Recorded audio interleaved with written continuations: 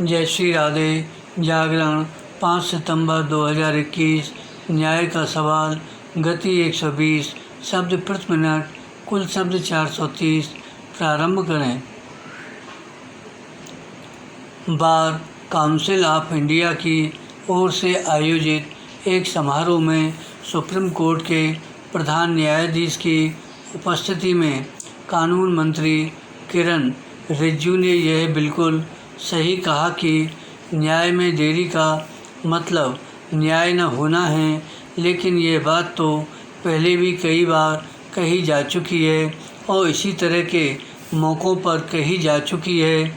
विडंबना यह है कि इसके बावजूद हालात जस के तस हैं। अपने देश में न्याय में देरी बहुत आम है। कभी कभी तो यह देरी एक किस्म की अंधेरगर्दी और अन्याय का परिचायक भी बन जाती है। समस्या केवल यह नहीं है कि लोगों को समय पर न्याय मिलने में देरी होती है, बल्कि यह भी है कि लंबित मुकदमों का बोझ लगातार बढ़ता चला जा रहा है। यह बोझ इतना अधिक हो गया है कि अब उसे समाज और शासन के लिए वहन करना मुश्किल हो रहा है।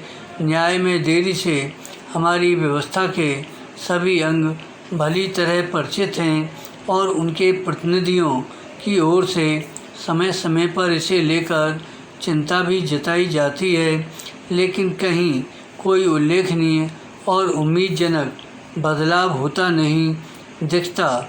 उचित यह होगा कि व्यवस्था के सभी अंग और विशेष रूप से न्यायपालिका और कार्यपालिका की ओर से मिलकर न्याय में देरी के कारणों का निवारण प्राथमिकता के आधार पर किया जाए। विराम। पैरा। इस समय कार्यपालिका और न्यायपालिका के बीच जो समन्वय दिख रहा है, उसका उपयोग न्याय व्यवस्था को बेहतर बनाने और लोगों को समय पर इंसाफ दिलाने में किया जाना चाहिए। जब लोगों को समय पर न्याय मिलेगा तो उनका व्यवस्था पर भरोसा भी बढ़ेगा और स्वयं का आत्मविश्वास भी। यह स्थिति देश के विकास में तो सहायक बनेगी ही, न्यायिक व्यवस्था को प्रतिष्ठा भी प्रदान करेगी।